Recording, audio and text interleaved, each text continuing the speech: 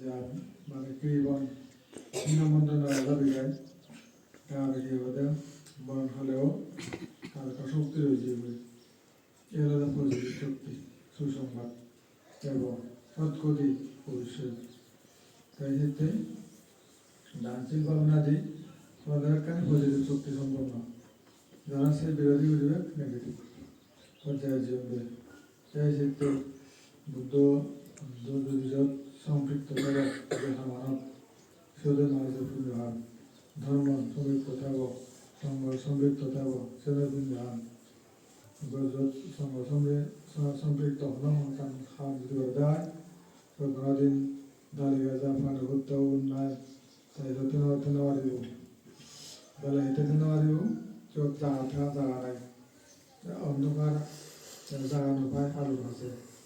আল্লাহ যদি হয়তো গোটাতে পারেননি আল্লাহ দাঁড়ায় বুঝতে পারেন যত ধরো একটু জাগা নেই করতে যাইতো আর নালু হাসে অন্ধকার দুর্বল সিনেমারে কুঞ্জা হাসে ভাব দুর্বল পিছিয়ে লকিয়া ফকিয়ে অন্ধকারা সে অনুযান জাগারে হিয়ে জিনিস মনে জাগারে হিয়ে তারপরে কোনো গান হাম বলে পাই যাব ওই ধরো একটা দিয়ে জাগারে উড়ল আরা বলো ঠাকুর বলো ঠিক নয় বাঙি যায় তাই যখন যে দুর্বলতা রয়েছে প্রাণহত্যাকারী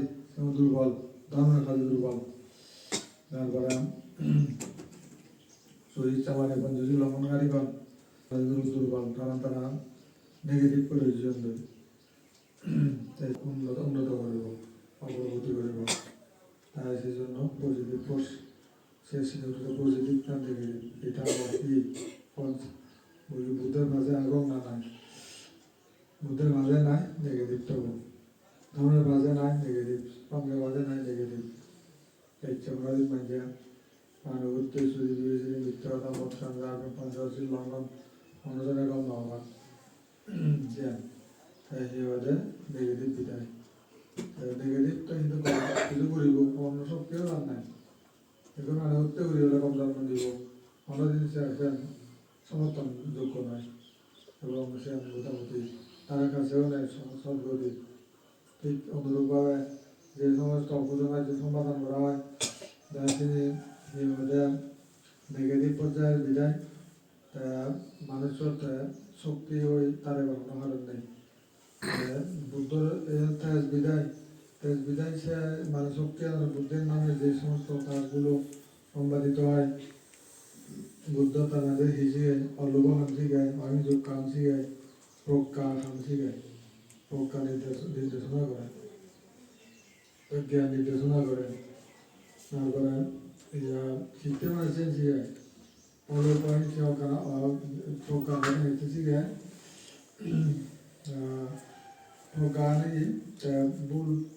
তেমাদিত নয় প্রজ্ঞা তার জন্য মিথ্যা রং নেওয়ারে প্রজ্ঞা আছে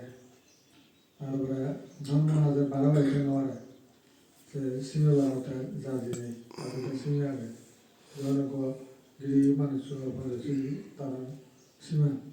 পেলে মত যা দিল নাহলে বা সুযোগ মত পেলে এটা সীমা লঙ্ঘন করে আমাকে তো ঘুরে খেলা করে সীমা সারি দিয়ে সীমা বিদা দিলে তোর সুরক্ষা তোর শক্তি রয়েছে বাইরে গেলে কিন্তু সুরক্ষা শক্তি নাই যে কোনো বিপদ যে কোনো করতেই পারত এই যে কারণে তাহলে এই বুদ্ধ আলোক তাদের সমূহ